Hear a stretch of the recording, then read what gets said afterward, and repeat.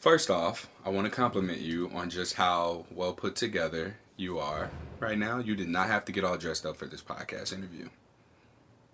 I know. I take my daughter to school in the morning, and I see her teachers, and then I like to be put together. It kind of translates to my speech also, and helps me compartmentalize like my thoughts better. I know it sounds silly, but it's like the more put together I am outwardly, the more put together I am inwardly. Oh, that makes sense. I'll hear about like with psychology how people have I guess a totem would be a good word that puts them into the mindset of the person that they need to be in order to accomplish the task at hand or whatever. Right, and I have some Skype meetings, a couple different Skype meetings today with some clients, and I'm like, well, if I just get ready in the morning, and I could just knock it all out, and I don't have to worry about it Yeah. for the rest of the day. What I was saying before I started recording was that this will be I have three more guests that I'm going to interview, and I have two or three more podcast episodes to edit from like back in February, March, and get those uploaded and released. But I'm thinking that I'm going to switch over to perhaps like one interview per month just to really save time. So like it'll be maybe a person that I interview, maybe an organization that I interview, and then the other two episodes over the course of the month are just going to be me talking about something specific. Probably do like listener questions where people can write in things, or if they have like topics that they want to cover, I can do a little bit of research on them and just expand in a little bit of a different way. And I think the thing that I touched on right before I was like, wait a minute, let me press record because we'll get into these great conversations and then not even have recorded the podcast. So, yeah, like I've run into issues where we'd interview and I'd edit and then be ready to upload and I'd ask them to approve and then they just won't listen to the episode but won't give me consent to approve, and it would just be a complete mess after having put in like combined edits and interview and upload time, like 6 to 8 hours of that just to get ghosted basically. Yeah, I mean, it's your time. You're putting in all this work, and, time is money, so I've had, drafted contracts for people for weddings and come up with all these elaborate quotes for them, numerous quotes, and then they just end up going with another florist or ghosting me, and I'm like, that's the point of a deposit. That's why I make people put deposits down, because I'm doing a lot of research for you and legwork that you're unaware of. Today I am planning to begin outlining my own personal boundaries because I recently just integrated my various Instagram accounts. I've been in therapy and we've talked about this thing I do where I sort of separate myself from the things that I'm involved with. And so my personal training account was one thing, my Something Positive for Positive People Instagram account was another thing, Facebook was another thing, Twitter is another aspect of me. So now we're at a place of just integrating all of these, and it's important for me now to go from having no boundaries or really loose boundaries to being able to clearly articulate what those boundaries are as we move forward. And I'm thinking kind of like what you said about the deposit. Not that I'm, selling a particular service or anything, but there is in fact a lot of like emotional labor or just investment of energy exchange that oftentimes is like where I'm being taken from. I don't necessarily feel drained, but for the investment of energy and time that's being put in for me not asking for money or having someone contact me through my website, or you can set up a call with me or anything like that. Like I'm gonna get to a point where it's like I'm asking people to just simply share the resource or leave a review or make a donation to the nonprofit so that it can go towards helping someone else. So I'm getting much better with this kind of thing as a result of therapy, and that's been really helpful for me. And so when I heard you mention deposits, like I was like, damn, too bad I can't do that. Like I wouldn't be able to do that. for something positive for positive people. But I think that when you ask for something as simple as a share or a review or, a donation, if you find value in the resources that have helped you, Right. I think that's a little bit of a reasonable ask. Oh yeah, for sure, for sure. So, this podcast was not supposed to be about me for the first 5 minutes. We're going to talk about you. So, Annie, you and I connected. At this point, it might have been a month ago, maybe a little bit longer. And you sent me a very well thought out message. It was very nice and pleasant. And we were starting to record.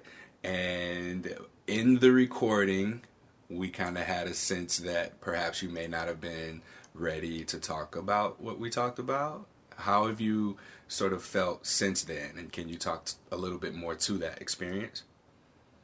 For me, I had never spoke about it to somebody that wasn't super, super close to me. And then you asked such good questions that really caught me off guard, I think, and made me remember parts of that time that I hadn't thought about in a long time. So I think I was just like caught off guard a little bit. But I mean, that's your job as an interviewer, is to ask these hard questions. So after we spoke the first time, I started thinking more in depth about that time, because subconsciously, I'm sure my brain had, that mechanism of where it was suppressing certain parts to protect my conscience.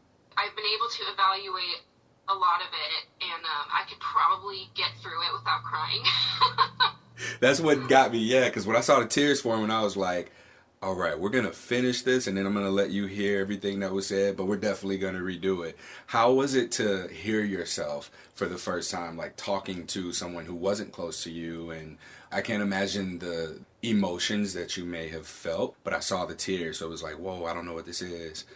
It was really surreal.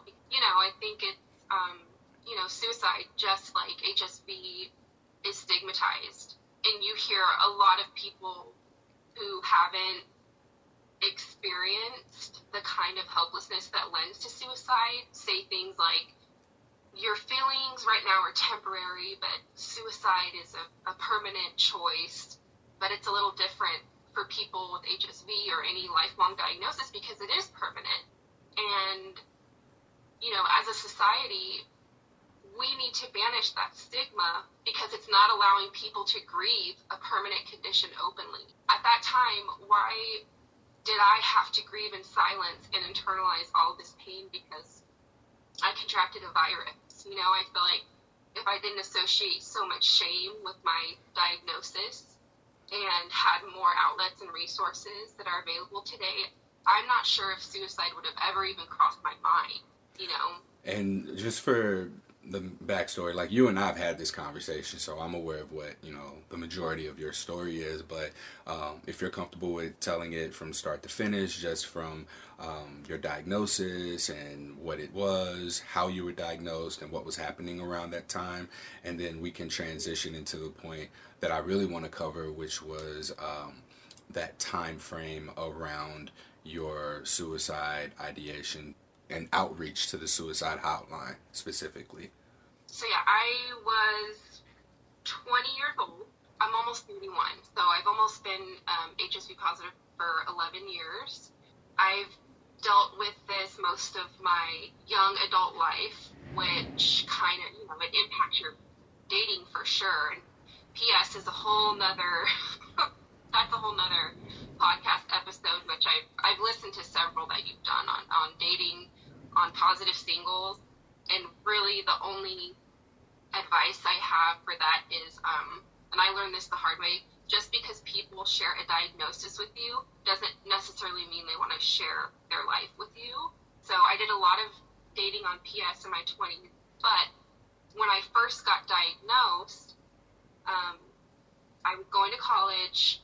I started dating a guy who was in one of my classes. It was a creative writing course. We went to high school together, so I had briefly known him in high school, but we didn't hang out that much. So in college, we reconnected. The entire time we dated was 3 months. Maybe a month and a half after we started having sex, I got flu-like symptoms. fever, stuffy nose, sore throat. I did notice like the lymph nodes were swollen in different areas of my body and the tingling down the spine. So I thought that was strange, but I didn't really think much of it until I got an actual outbreak. And it was on my left labia. It was super painful.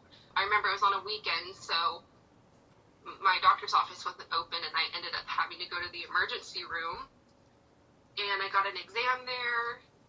He told me he thought it was herpes, and I just remember, like, it's like everything was like, boom, like around me, like got dark, and I could see his mouth like moving, but my brain wasn't processing like the words that were coming out of his mouth. And my mom was with me, so she took me home, and I told her what happened.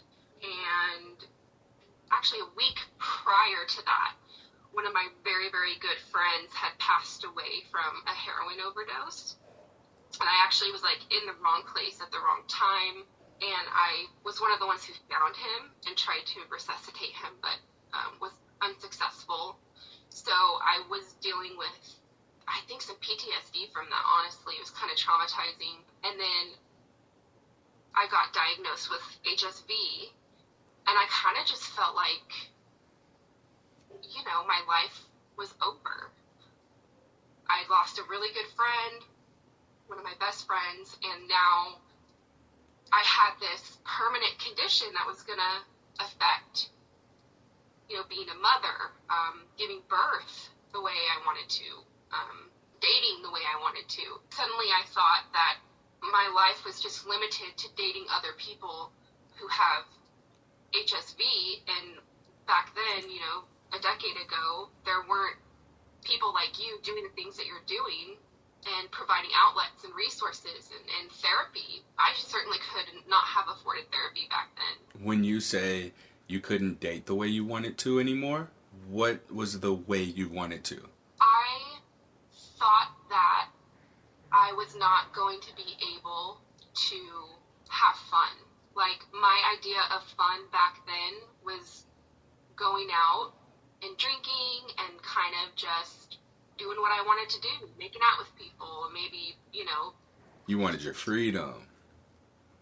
Yeah, I wanted my freedom, and I suddenly felt like, oh my gosh, I'm not going to be able to do that anymore. I'm not going to be able to have my freedom. But this, you know, this was all when it first happened, and kind of my, like, naive thinking, and I think I was already depressed, so that on top of it was just pretty devastating for a 20-year-old girl, you know.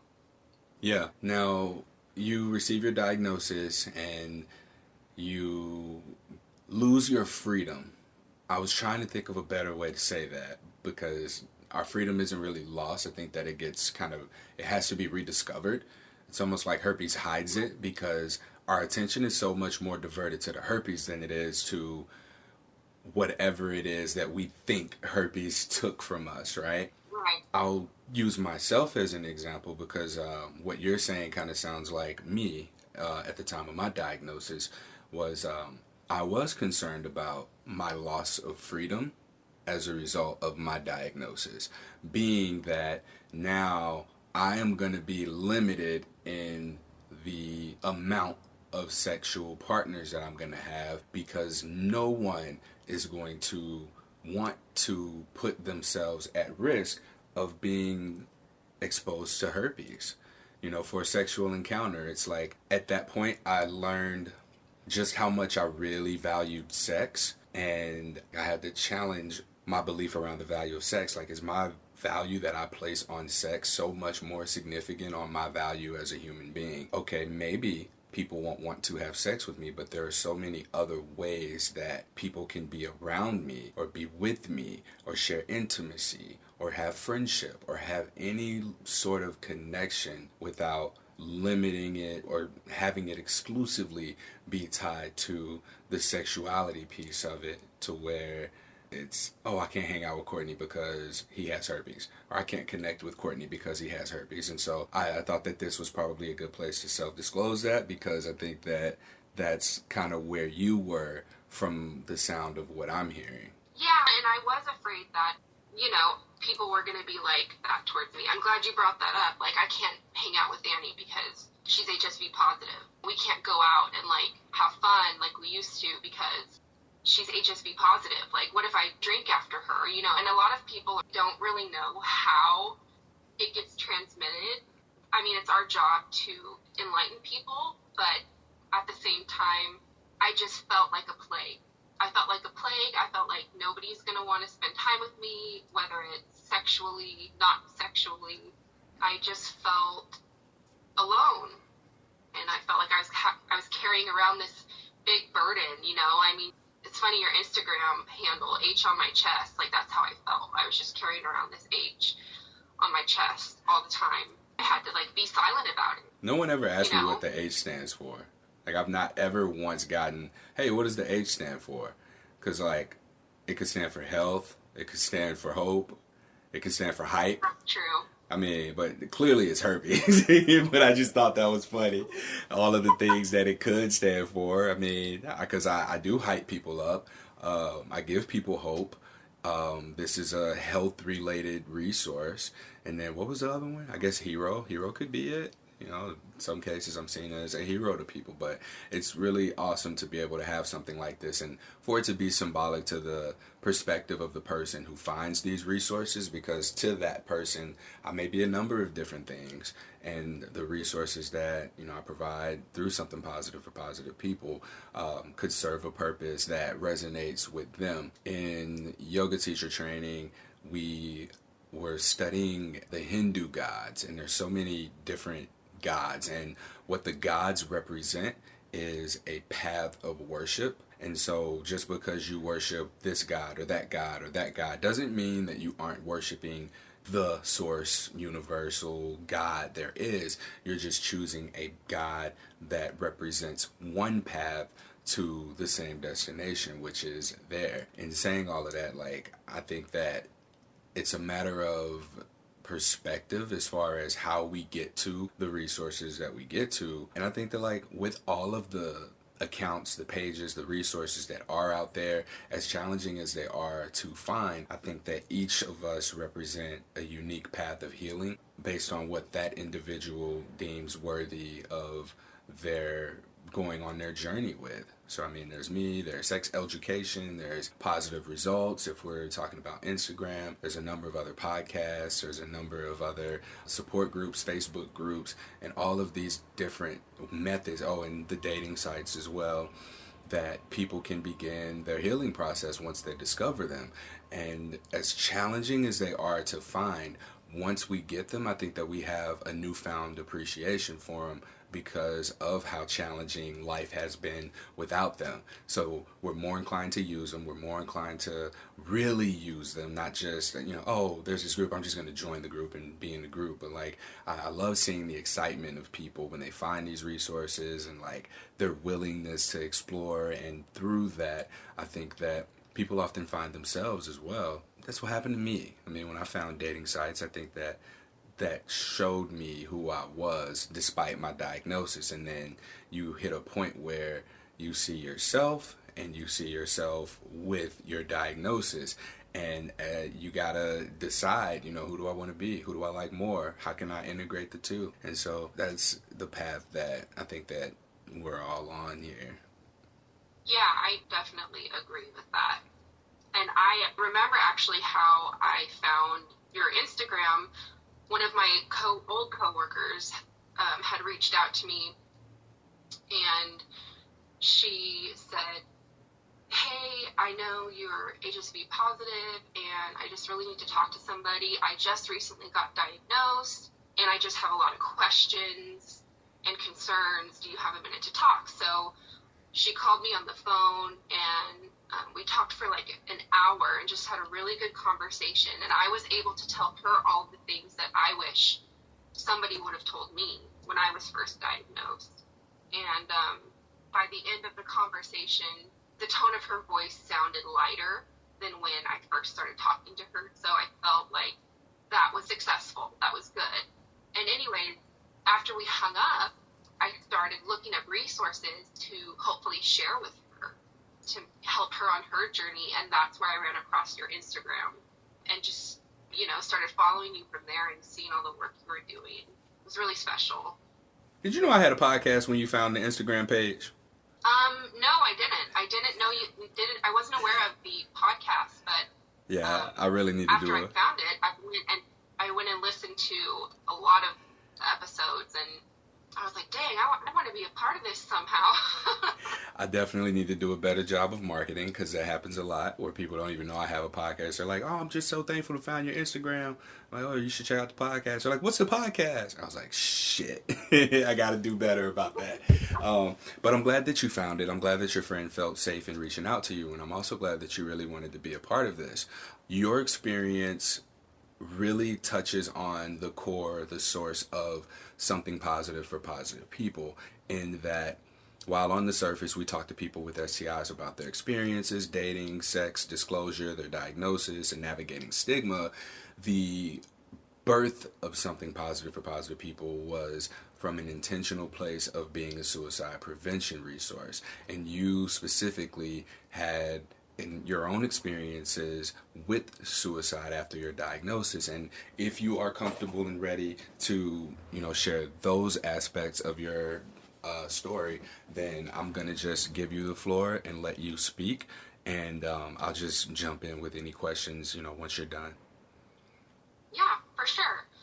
So I think I left off earlier. I was living with my mom, and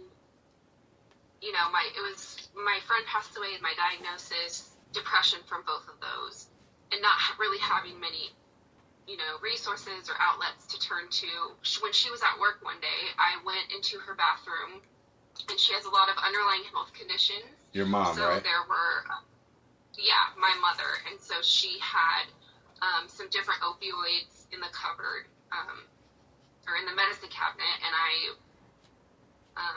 I wrote her a note, and it said, "I'll see you when I see you," which was awful for a mother to find. But anyways, I grabbed a bottle of pills and I downed it. Do you know what the pills were? Just out of curiosity. I think it was the type of muscle relaxer. I can't remember exactly the name of it, but it was the type of Soma. It was a bottle of Somas, and I took all of them, and I remember passing out, and then I just remember having a really hard time opening my eyes, and at that point my mom had come home, and I remember her being over me, talking to me, and then she got me in the car, and she was driving me to the emergency room, and I started vomiting, I remember that. And she got me inside, and then I don't remember waiting in the emergency room. I don't remember how I got into the bed, but once I was in the bed, I just remember a tube going down my throat, and then I remember waking up and feeling sore, like really sore, but because I had taken all those muscle relaxers, my urethra wasn't working, so I couldn't, it wasn't opening, and I couldn't pee, so a nurse had to put a catheter in me, and that was super painful. I remember that. But anyways, after that, one thing I did notice, and it's something I want to address, I feel like some people, I'm not saying all people, but some people in the healthcare industry, maybe nurses or doctors who have seen, suicide attempts again and again and again,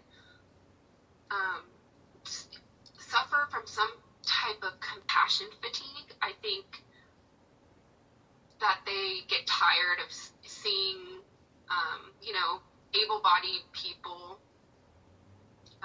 do things like this to themselves when there's so many, terminal illnesses out there. And the demeanor that the nurse had towards me was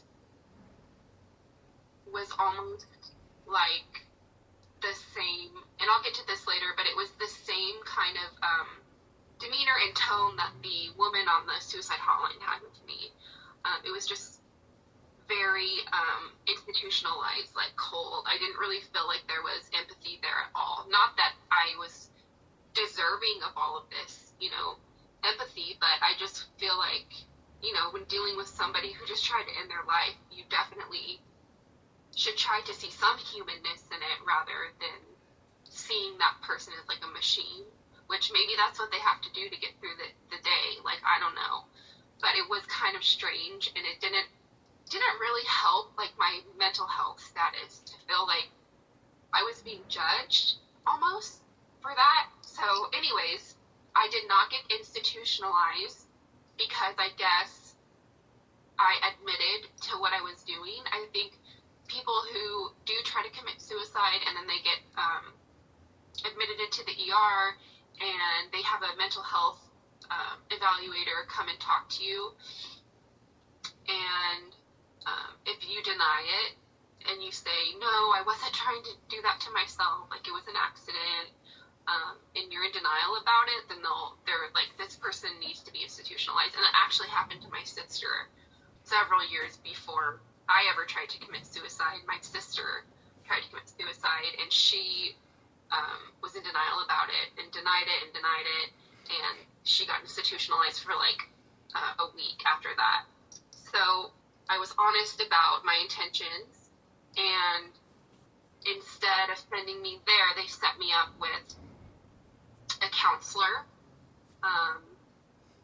that I went and saw maybe twice, but then there was no like mandatory counseling or classes or anything like that, any type of follow-up like that. And when I think about it now, it's kind of shocking to me because there needs to be a better system for people to try and do this. A lot of people don't have the support that I did. Like my father, I was able to go back and live with my father, and he was kind of like my stability and my rock. For people that don't have that, there needs to be something better that they can turn to, something consistent, for however long they need it. That was definitely lacking in my case. Shortly after I realized that there were people, and I don't have a number, I can't say if it's a lot or a little, but one is too many. And with the 3, 4, 5 instances that I've seen where people, after their HSV diagnosis, were expressing suicide ideation, I was like, well, is there something out here? Perhaps I can send them to the suicide hotline. And I went to Lifeline. I've gone to the suicide prevention Lifeline, whatever it's called, website. And I noticed there was something for veterans with PTSD, rape survivors, incest survivors, and there may have been 2 other categories, but none of which were specific to this. And I'm sure that there are people who do, in fact, suffer from compassion fatigue, the people who have to answer these calls and everything. But, for the 5 people over the course of 6 months that I happened to run into who were seemingly serious about their suicide ideation, there's a need there. There's a need there. So even if there are 10 people over the course of a year, we don't know how many people have gone through that. And someone that I know, that I've met, I can't say that I know him, from one of the social events that I've gone to, he did die by suicide. And I personally, I'll speak from my experience with him. He was the life of the party. He was engaged with the people. He was having a great time. He was social. And he had registered for an upcoming event. And he wasn't here the next day. Like, I talked to people, they were like, yeah, I spoke to him yesterday. And we don't know what it was. We don't know what he was going through, but whatever it was, he hid it very well. And I just can't help but think to myself, well, what if he had a reliable, safe resource to connect with? Because yeah, even though he had a community, he had friends, there was still something else that he may have felt like he needed that just wasn't there. So for me, it was important for me at that point in time, well, previously, I'm sorry, at the point of time that I looked for resources, specifically to people with an STI diagnosis who were dealing with suicide ideation, I reached out and was like, hey, can we make a resource, or is there a resource? And there aren't any. There's nothing to be had, and I've tried to collaborate with people on it, but this is the closest thing that I've got. Like, there's this podcast that hopefully a little bit eases a burden by hearing from people who may be struggling with navigating their herpes diagnosis and stigma in the same way that you may be, by having the suicide ideation, that this sort of makes you feel less alone, and it gives you a sense of, okay, well, that person took control of their life, so my loss of control is something that I can work on. So here are things that I can do to control, to reclaim my power, my control in life. Because like you said, if this wasn't around for you 10 years ago, and this wasn't around 3 years ago, or prior to the 3 years ago when I created this, then there's no telling how many people could just still be here. We don't know that. And so, yeah, this is that resource. That's what this is. This is, in fact, suicide prevention, and the stories that are shared on here. When people share these podcast episodes, like, it amazes me to see people rise up against stigma to prioritize the prolonging of someone's existence here in this shitty world, this planet, in life, and they look at that as superseding their own suffering with the stigma. Because yes, I interview people with herpes, so if you share this or post this, maybe your friends and family that see this are going to think, oh my God, that person that had shared this must have herpes. But no, this is so much bigger than herpes, and a lot of the stuff that we talk about on here is bigger than herpes. Herpes is just the meeting point. It's a longitude, latitude on the map of the human experience in the realm of sexuality, and then the conversations disperse so much further out into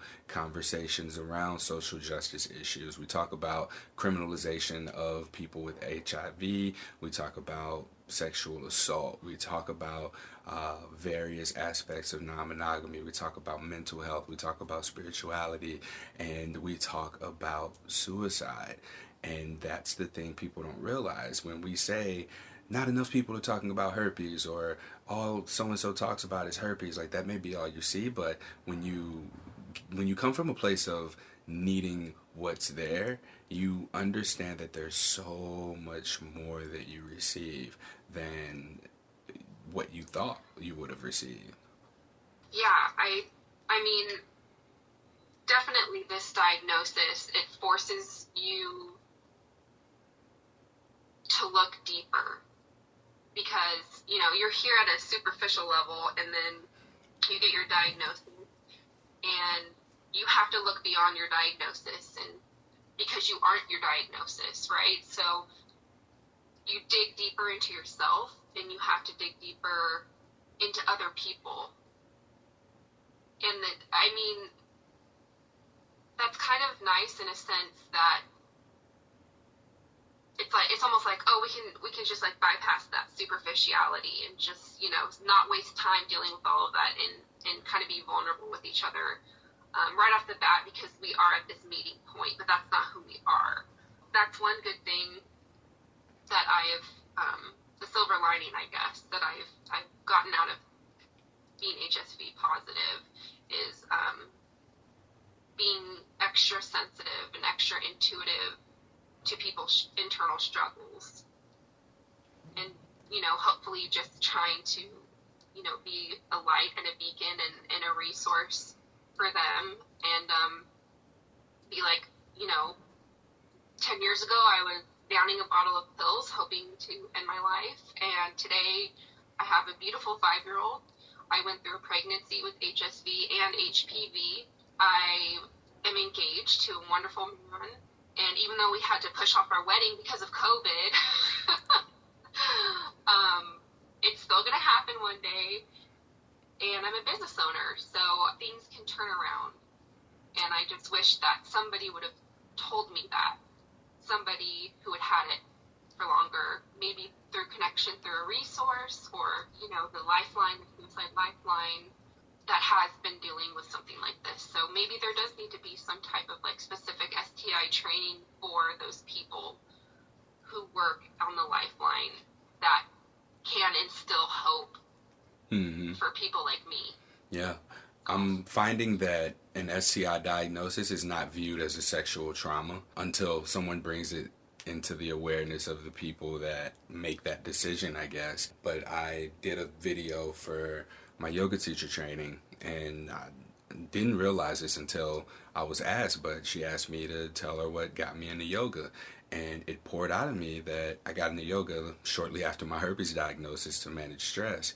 And the fact that this is a sexual trauma that I'm healing from and reconnecting with my body was something that I hope to be able to offer to the world someday. And my instructor was like, man, me and my husband, like, we're listening, I'm editing, and it's loud, and my husband heard too. And neither of us really considered an STI diagnosis a sexual trauma. But this is, in fact, such a traumatic event for us for a number of reasons. And again, I'm not a doctor, I'm not a therapist, I don't have any letters behind my name talking through this, but the experience that I've had, what I commonly see across the board from everyone that I speak with, is that this is in fact something that begins a life transformation for a lot of us.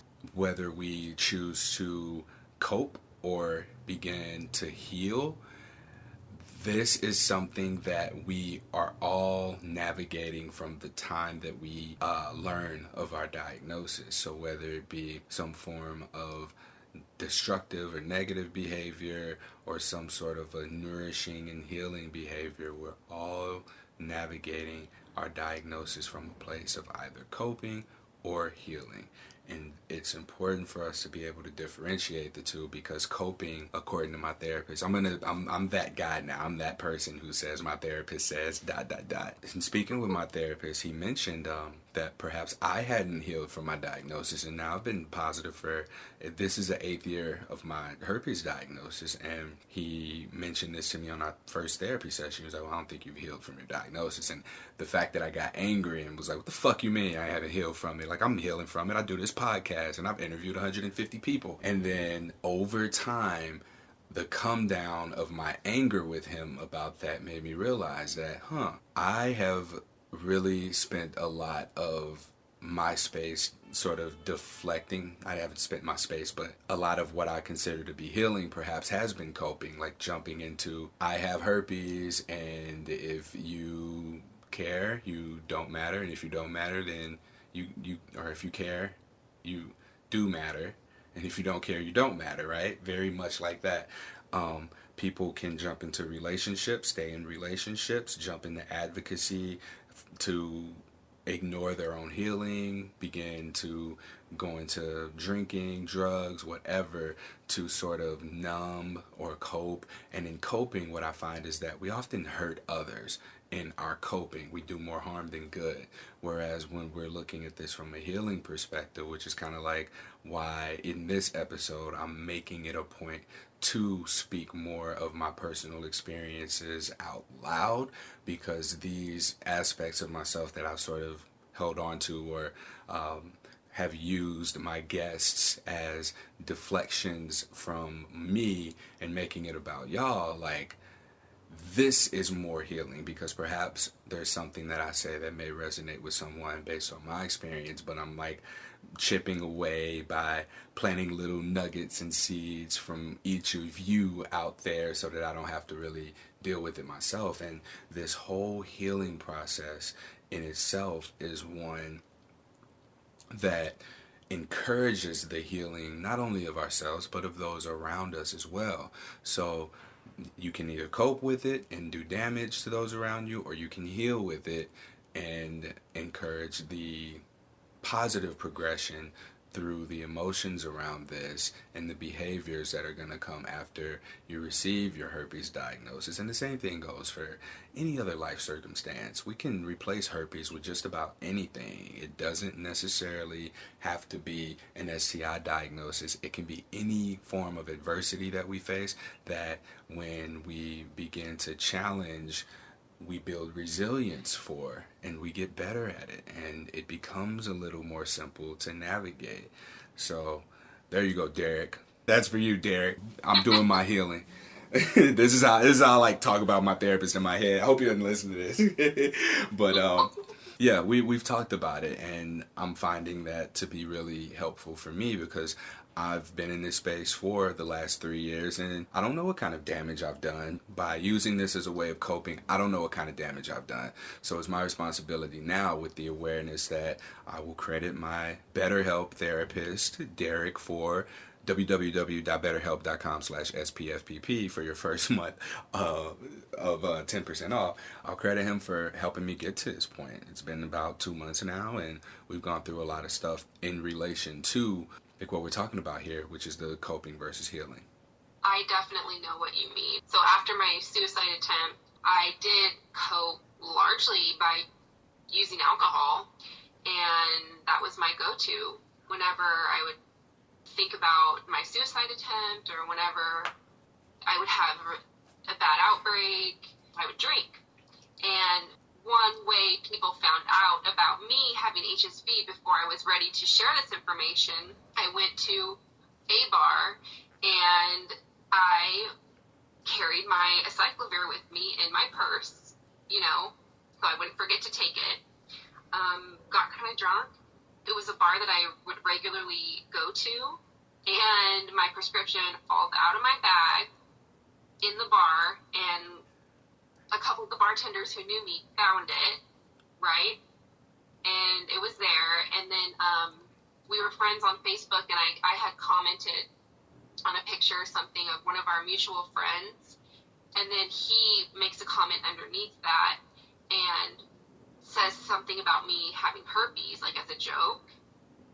And I don't think he was aware. I didn't want anybody to know at that point in time, or like I wasn't being open about it, but I got very upset. And I felt like such an invasion of my privacy, and I messaged him and I said, hey, like, bro, that's not cool. Like, that's not something that I'm ready to disclose with anyone. It's not something I'm proud of, right? Like, at all. And I was like, that's just really insensitive and rude for you to take this to a public forum. And he was actually apologetic about it. And he's like, I didn't think that it was that big of a deal, and I'm sorry. And he ended up taking his comment down. But, yeah, and that's how my old coworker knew that I had it, is because of that instance. So I was like, I kind of got ousted before I was even ready, and dealing with that. But it happened for a reason, because years later she reached out to me in her time of need. So I feel like that the universe kind of works in ways like that. Crazy how it's all connected and comes around, right? You did mention that you want to get involved, be supportive, be of some level of support. Can you tell me a little bit about the motivation behind that? Like, what makes you want to do this podcast? What makes you want to share your story and be of some sort of service to this community that we're part of now?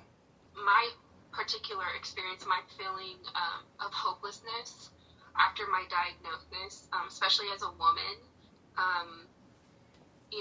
wondering, thinking, how is this going to affect me being a mother? How is this going to affect me giving birth?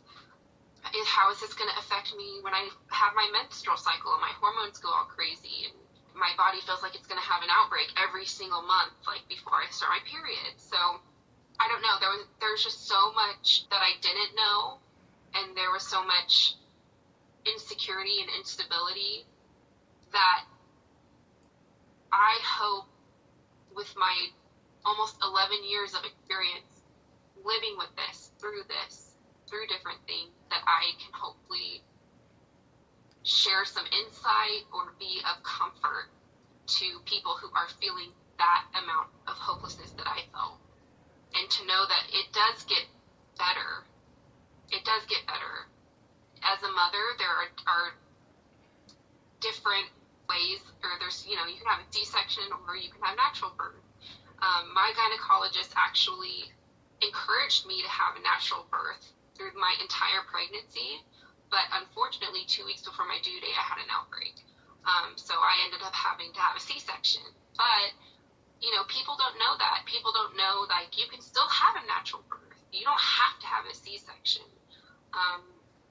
Your life can still be normal. You don't have to take the medication if you don't want to.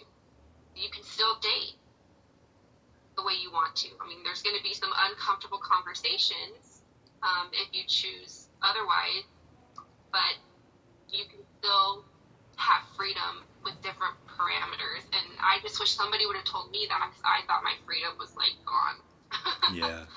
So what happens is just that what I'm hearing is herpes sort of brings up and represents this uncomfortable conflict, and we need to view conflict as not something that is negative, but something that's useful, because there's something to learn from it and there's action to be taken from it.